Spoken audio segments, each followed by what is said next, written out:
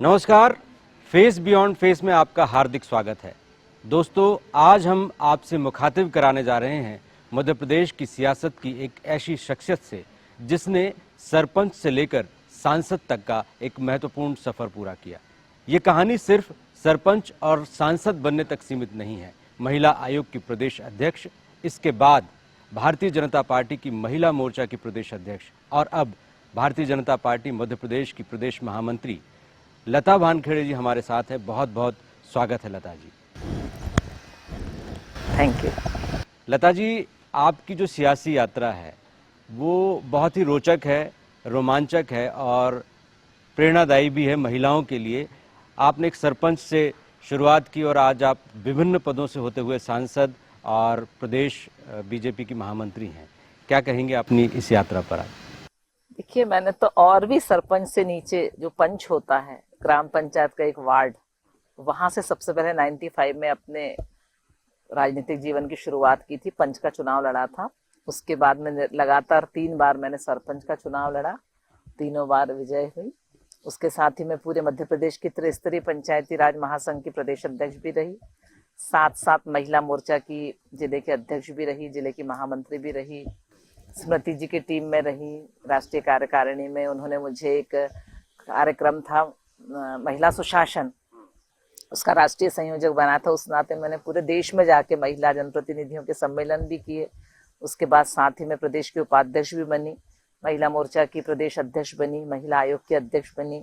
उसके बाद मैं अभी प्रदेश मंत्री थी बीडी भाई साहब की टीम में, और अब मैं हमारे भाई हेमंत खंडेलवाल जी की टीम में मुझे महामंत्री का दायित्व मिला है। साथ ही मैं सागर से सांसद हूँ। देखिए, सागर से सांसद होना अपने आप में एक बहुत बड़ी बात होती है, क्योंकि सागर मध्य प्रदेश का एक ऐसा जिला और ऐसा लोकसभा क्षेत्र है जहाँ की सियासत पूरे देश में छाई रहती है। तो सागर का सांसद बनना कितना कठिन था, टिकट मिलने से लेकर जीतना और जीतने के बाद अब तक की यात्रा? देखिए, ऐसा कठिन तो नहीं था, लेकिन हाँ, मैं ये तो समझती हूँ कि भारतीय जनता पार्टी में हमारे कार्यकर्ताओं के काम का आकलन किया जाता है और उसके आधार पर टिकट दिए जाते हैं। और मुझे ये तो मेरे साथ हुआ है कि मुझे केवल अपने काम के आधार पर संगठन में काम करते करते मुझे लगभग 30 वर्ष हो गए थे, और मैं 2014 से सांसद की दावेदारी सागर से करती थी। 14 में भी की थी, 19 में भी की थी, और लेकिन 24 में मुझे हमारे संगठन ने टिकट दिया और मैं लगभग 4.25 लाख वोटों से मैं वहां से विजयश्री मैंने हासिल की। लता वानखेड़े जी के बारे में कहा जाता है कि वो लकी बहुत हैं और किस्मत उनके साथ साथ चलती हैं, क्योंकि पद, टिकट सब उनको ऑफर मिलता जाता है। वो प्रयास नहीं करती, फिर भी उनके पास झोली में आता रहता है ये सब। देखिए, हम तो पार्टी के कार्यकर्ता हैं और अपनी पार्टी हमें जो दायित्व देती है, हमारा संगठन हमें जो दायित्व देता है, हम निरंतर उस पर अपनी पूरी निष्ठा से काम करते हैं। और फिर पार्टी देखती है कि आकलन करती है कि किसने पार्टी के लिए क्या किया है, उसके अनुसार फिर दायित्व मिलते हैं हमारे यहाँ। आपको लोकसभा टिकट जब मिला तो क्या आप कोई प्रयास कर रही थी कहीं किसी नेता के जरिए? क्योंकि टिकट मिलने के लिए तो प्रयास ज़रूरी है और लोकसभा का टिकट कौन नहीं चाहता। मोदी जी के कार्यकाल में और मोदी जी की जीत की उम्मीद के बीच में जो लहर थी, उसमें तो टिकट मिलना एक बहुत सौभाग्य की बात है। तो इसके लिए कोई प्रयास क्या, हम लोग के यहाँ जो एक परंपरा है, पद्धत है कि हम अपने अध्यक्ष जी को एक बायोडाटा देते हैं, माननीय मुख्यमंत्री जी को, कि भाई सब हमको, हालांकि हम चूंकि 14 से टिकट लगातार मांगते हैं, दावेदार रहे हैं, तो सबके ध्यान में था कि लता को इस बार मतलब मिलना चाहिए। सभी बहुत पॉजिटिव थे। तो ईश्वर की कृपा और हमारे वरिष्ठ नेतृत्व का बहुत हमारे ऊपर आशीर्वाद रहा कि हमें सागर जैसे इतने बड़े संसदीय क्षेत्र से प्रत्याशी बनाया, और संगठन के अनुरूप संगठन की पूरे हमारे कार्यकर्ताओं की मेहनत से, हमारे वरिष्ठ नेतृत्व की आशीर्वाद से हमारी विजय भी हुई बहुत अच्छे वोटों से। जैसे कि सागर में हम देखते हैं कि बड़े कद्दावर नेताओं के वहाँ पर नाम आते हैं, और सबसे बड़ी बात यह तो कि मतभेद भी वहाँ पर कई बार चरम पर दिखाई देते हैं और स्पष्ट रूप से मंच पर भी दिखाई देते हैं। तो ऐसी स्थिति में चुनाव लड़ना, कहीं कोई संशय था या कहीं सहमति के साथ असहमति या असहयोग भी दिखाई दिया? बिल्कुल असहयोग नहीं दिखाई दिया। सबने बहुत मन से काम किया, क्योंकि हमारा सबसे बहुत अच्छा समन्वय है। हमारे यहाँ सब लोग बहुत बड़े हैं, हमसे उम्र में भी बड़े हैं और पार्टी में भी बहुत वरिष्ठ हैं। उनके सामने हम बहुत छोटे हैं, लेकिन हमारे साथ सबका बहुत अच्छा, सब हमें बहू बेटी के रूप में हमें वहां पर मान देते हैं, मानते हैं। हमारा कहीं ना हम किसी गुट में हैं, हम केवल भारतीय जनता पार्टी के कार्यकर्ता के रूप में निरंतर काम करते हैं। तो हमें सभी का आशीर्वाद मिला, सबने हमें दिल से आशीर्वाद दिया। बल्कि हम तो हमारी खुरई जैसी विधानसभा हो और ये सुर्खी में तो हम 86,000 वोटों से जीते। हाँ, सुर्खी और ये खुरई में हम 59,000 वोटों से हम विजय हुए हैं। तो मतलब ये सबका समन्वय था, सबका हमारे प्रति आशीर्वाद था, तभी हम इतना बड़ी जीत हासिल कर पाए। देखिए, आशीर्वाद तो मिला, पार्टी का साथ भी मिला, सहयोग भी मिला, लेकिन जनता के सहयोग के लिए जनता की उम्मीदों पर खरा उतरना, क्योंकि जनता जब जिताती है तो पार्टी नहीं, वो आपको भी देखती है, आपके व्यक्तित्व को, आपके भावनाओं को। तो आप किन उद्देश्यों, मकसद और नारों के साथ चुनाव लड़ी और आज उनमें कहाँ तक आप पहुंची? देखिए, हमारे यहाँ सागर में बहुत सारी समस्याएं हैं। बुंदेलखंड वैसा भी बहुत पिछड़ा एरिया कहलाता है, लेकिन अभी 2003 से जब से हमारी मध्य प्रदेश में सरकार बनी, हमारी 2014 में जब से केंद्र में सरकार बनी, तो सागर बुंदेलखंड का बहुत विकास हुआ है। बुंदेलखंड के विकास में पंख लगे हैं। तो उसी बाकी जो हमारी ऐसी कुछ ऐसी विशेष मांगे थी, जैसे ट्रेनों के स्टॉपेज, नई लाइन बिछना, अमृत भारत स्टेशन बनाना, इंडस्ट्रीज लाना, ये हमारी प्राथमिकता थी और यही हमारे जनता से वादे थे। ज़्यादा से ज़्यादा महिलाओं को लखपति दीदी बनाना, क्योंकि हमारा महिलाओं के ऊपर काफ़ी वर्क रहा है, महिलाओं के ही ऊपर हमने पीएचडी भी की है, तो हमारा बहुत ज़्यादा महिलाओं से जुड़ाव है। तो हम उस क्षेत्र में हमारा ज़्यादा काम होता है और हम कर भी रहे हैं। और बाकी हमारे मुख्यमंत्री जी ने अभी वहां पर कॉन्क्लेव की थी, आपने देखा 30,000 करोड़ के वहां इन्वेस्ट आए हैं, कुछ तो शुरू भी हो गए हैं, कुछ के भूमि पूजन भी हो गए हैं। तो सबसे बड़ी हमारे यहाँ जो रोजगार की समस्या थी, अब हम उससे निजात पाने वाले हैं बहुत जल्दी। और भी हमारे यहाँ बहुत सी फैक्ट्रियां लगने वाली हैं, और ऐसे पेट्रोलियम के भी ऐसे हम उसकी भी कमेटी में हैं, तो उसमें भी हमारे बहुत सारे ऐसे काम, जैसे कि हमारे यहाँ का एक स्टोर था बहुत बड़ा, तो वो जा रहा था बाहर, शिफ्ट हो रहा था, तो हमने उसको पेट्रोलियम का, तो हमने उसको रुकवाने का काम किया। तो हमारे क्षेत्र में, उस पूरे नरियाली विधान क्षेत्र में बहुत हर्ष का माहौल है कि इतने सारे लोग बेरोजगार होने से बच गए। ऐसी जो भी हमारी चीजें सामने आती हैं, प्रधानमंत्री सड़क में अभी हमने सागर में 47 रोड स्वीकृत करवाई। विदिशा की हमारी 3 विधानसभाएं आती, उसमें लगभग 200 किलोमीटर की प्रधानमंत्री रोडें हमने स्वीकृत करवाई। साथ ही हमने दिव्यांग पार्क हमारे यहाँ स्वीकृत हो गया है। एयरपोर्ट की मांग थी, तो हम एयरपोर्ट के लिए निरंतर प्रयास कर रहे हैं कि हमारा ढाना का जो हवाई पट्टी है, उसको एक बड़ा विस्तृत एयरपोर्ट के रूप में उसको तैयार किया जाए। और बच्चों के लिए एक अत्याधुनिक स्टेडियम की जो मांग थी, वो भी पूरी हो गई है। भाई मनसुख मंडाविया जी जो खेल मंत्री, उन्होंने उसको स्वीकृत कर दिया है। और हमारे ऐसी NHI की कई ऐसी रोडें, कई ऐसे ब्रिज, हमारे मध्य प्रदेश, देश में सबसे ज्यादा ब्रिज सागर हमारी लोकसभा में बन रहे हैं, 12 ब्रिज, जिससे हमारे लोगों को बहुत राहत मिलने वाली है। ऐसे कई तरह के काम है, और हमने ऐसे कई प्रपोजल बनाए हैं जो हमारे क्षेत्र के विकास को सुनिश्चित करेंगे। नहीं, आपने कहा, कल ही मैं सागर गया था किसी कारण से, तो जो 4 लेन है भोपाल सागर, वो तो बहुत ही स्लो चल रहा है काम, ऐसे तो कई वर्ष लग जाएंगे। नहीं, अब वो उसकी गति बढ़ेगी, क्योंकि उस पे हमने अधिकारियों से बात की। हमने उनको कई बार लैंड का भी दिक्कत आती है, जो प्राइवेट लैंड एक्वायर हमको करनी पड़ती है, उसकी काफ़ी दिक्कतें उन्होंने बताई।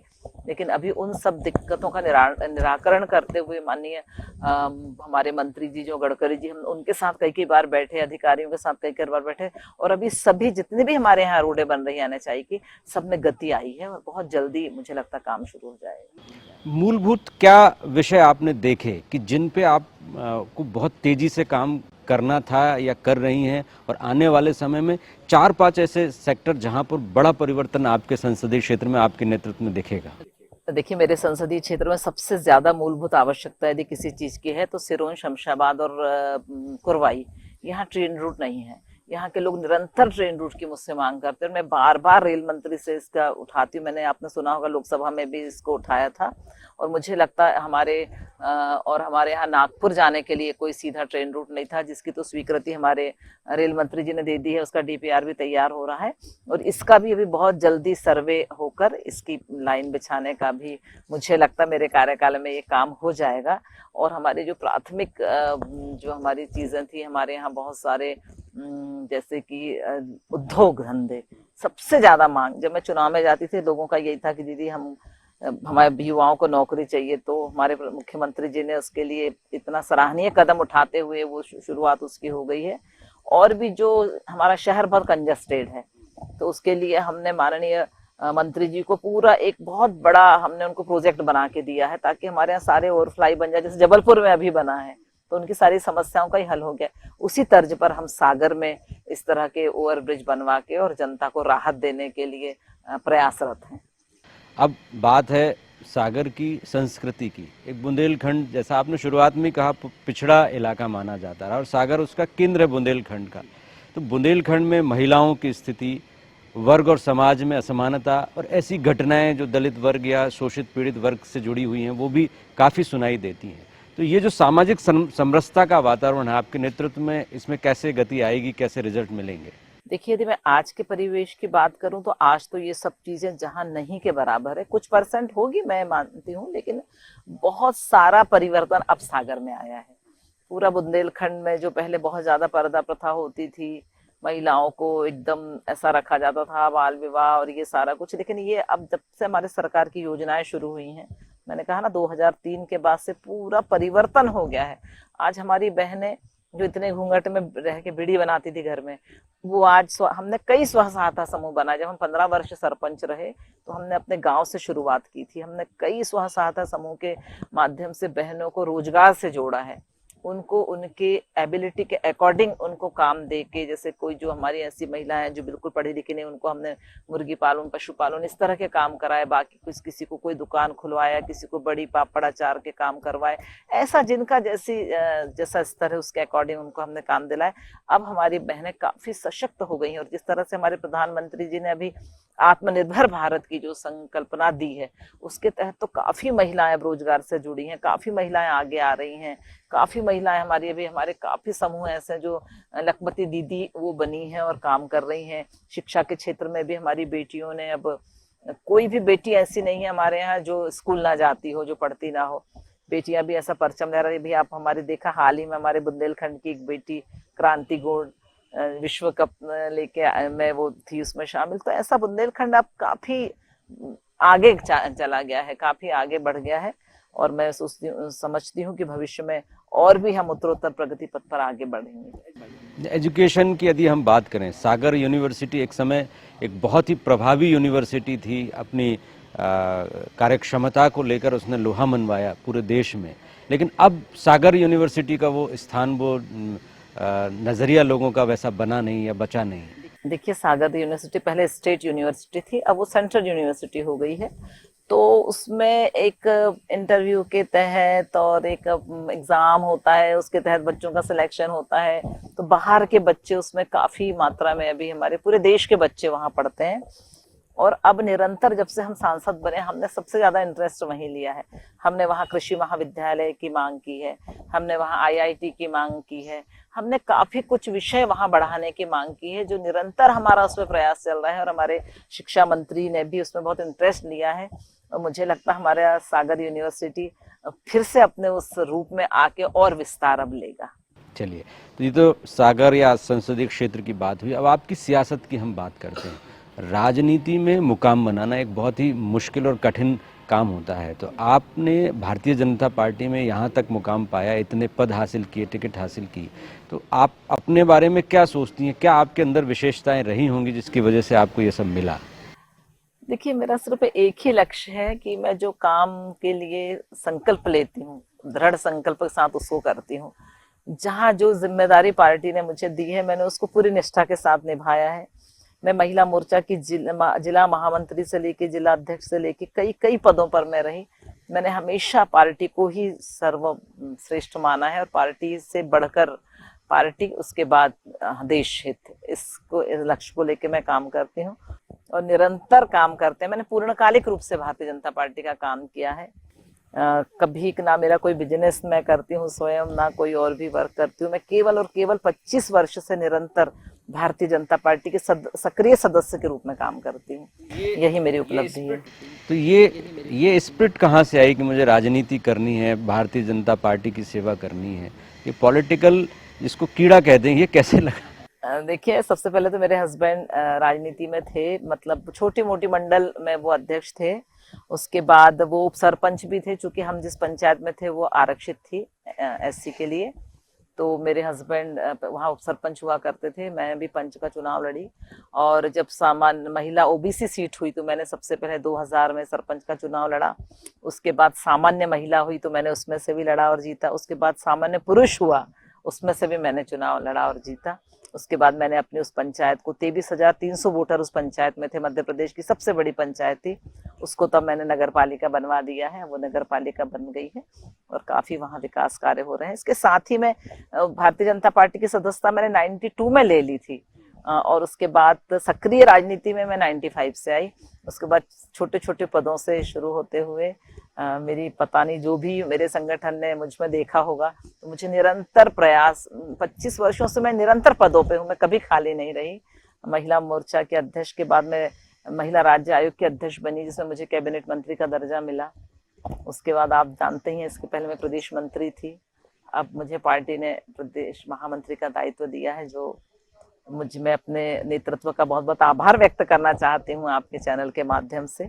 और जिस विश्वास के साथ मेरी पार्टी ने मुझे दायित्व दिया, उस पर मैं पूरा खरा उतरने का मेरा प्रयास रहेगा।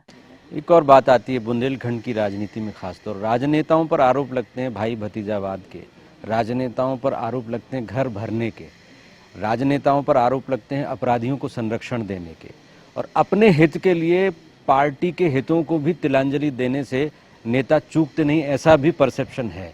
तो इन सब से आपका सामना हुआ? आपने व्यक्तिगत राजनीतिक क्षेत्र में भी कभी अपने परायों का भेद रखा? इसको लेकर आपकी सुचिता, आपकी पारदर्शिता क्या है? जी, मैंने कभी भाई भतीजावाद या इस तरीके का, मेरे घर में कोई राजनीति में नहीं, मैं अकेले सिंगल। जिस दिन से मैं राजनीति में आई, मेरे पतिदेव पहले युवा मोर्चा के कोषाध्यक्ष थे, लेकिन जिस दिन से मैं राजनीति में आई, मैं महिला मोर्चा की अध्यक्ष बनी, तो मेरे पतिदेव ने राजनीति से संन्यास ले लिया। उनका कहना था कोई भी एक व्यक्ति करेगा, क्योंकि घर बहुत प्रभावित होता है, बिजनेस प्रभावित होता है।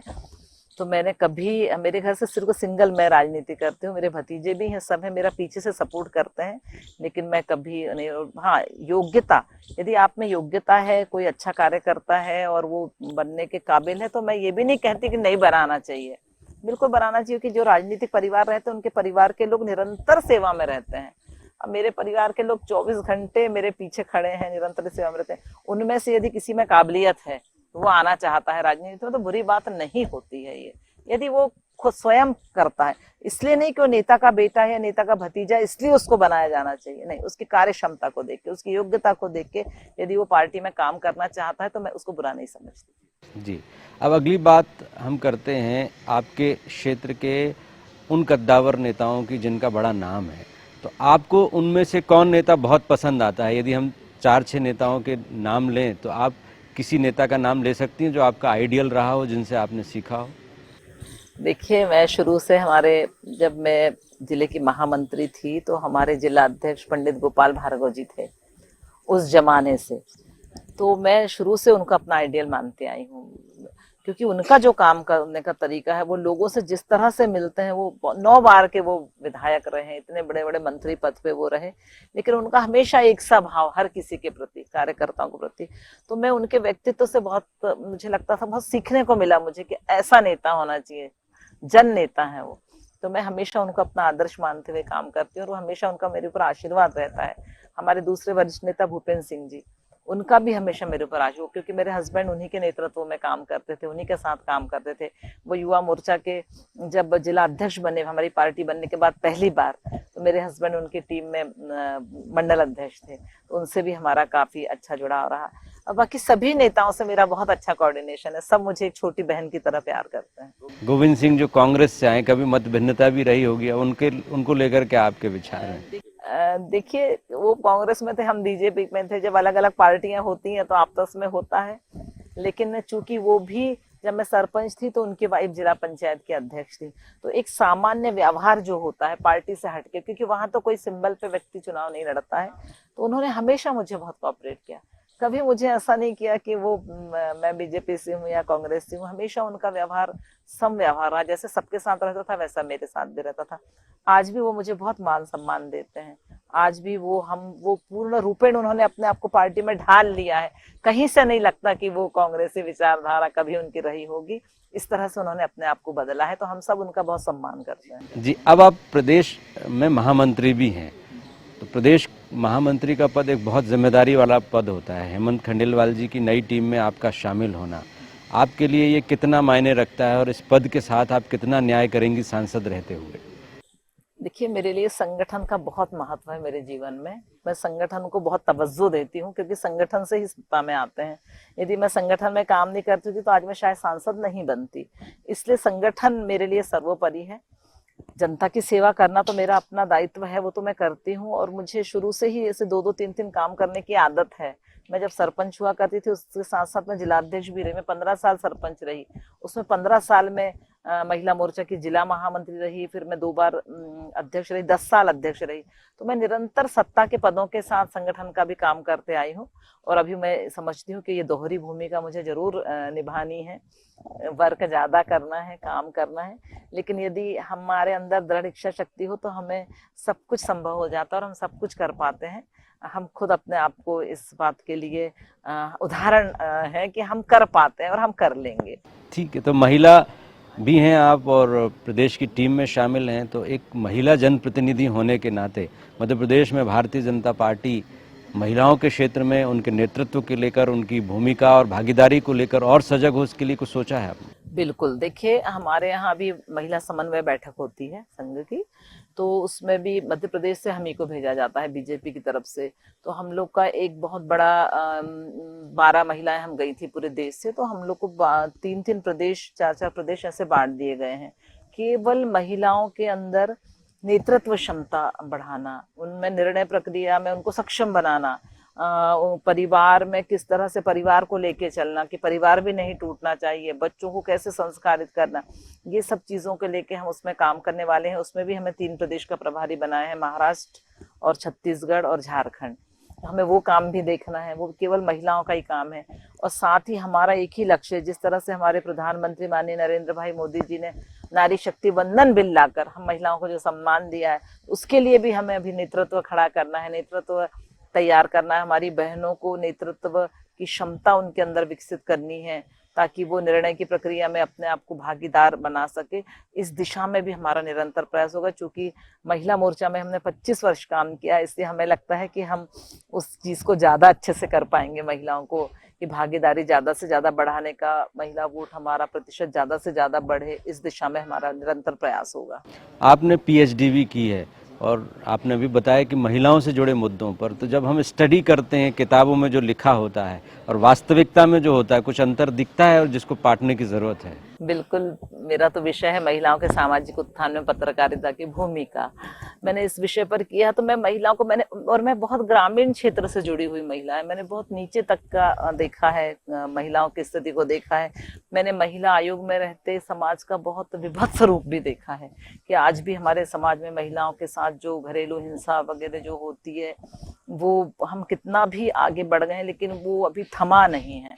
तो हमें उस पर शिकंजा कसना है, उस दिशा में हमें प्रयास करना है। अब हमारी जो नई पीढ़ी है, हमें उससे उनको अवगत कराते हुए पुरानी चीजों को, अब हमें एक नए भारत की शुरुआत करने के लिए तमाम नारी शक्ति का जागरण करना है, नारी शक्ति को आगे लाना है। उनको हर जगह जहां हमारे पुरुष भाइयों का हस्तक्षेप है, उस क्षेत्र में हमारी बहनों का भी हस्तक्षेप होना चाहिए।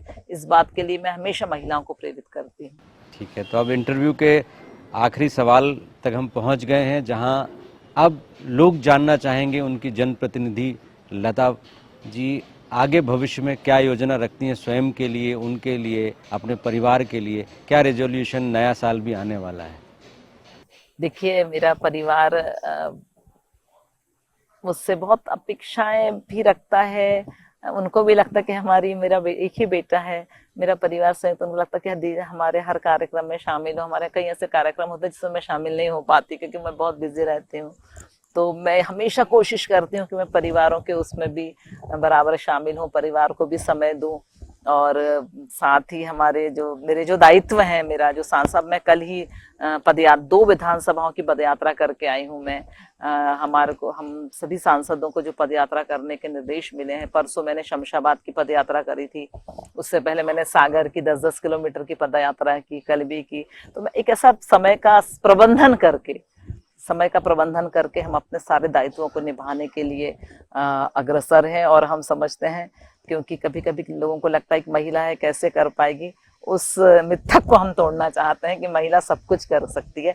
हम क्या कर सकते नहीं, हम ही सब कुछ कर सकते हैं। यदि हमने ये धारणा बना के रखी तो हम सब कुछ कर सकते हैं। बहुत बहुत धन्यवाद लता जी, आपने बहुत अच्छे ढंग से अपनी बात रखी और हम उम्मीद करेंगे कि जो आपने सोचा है अपने लिए, अपनी जनता के लिए, पार्टी के लिए, उन सबको आप निष्ठा और प्राणपण से ना निभाएं बल्कि ईश्वर की कृपा से उनमें आप सार्थकता भी साबित करें। तो फेस बियॉन्ड फेस में आज इतना ही। लता जी के साथ जो चर्चा रही बहुत सार्थक रही। अगले एपिसोड में फिर हाजिर होंगे, तब तक के लिए इजाज़त दीजिए। नमस्कार। Thank you. नमस्कार।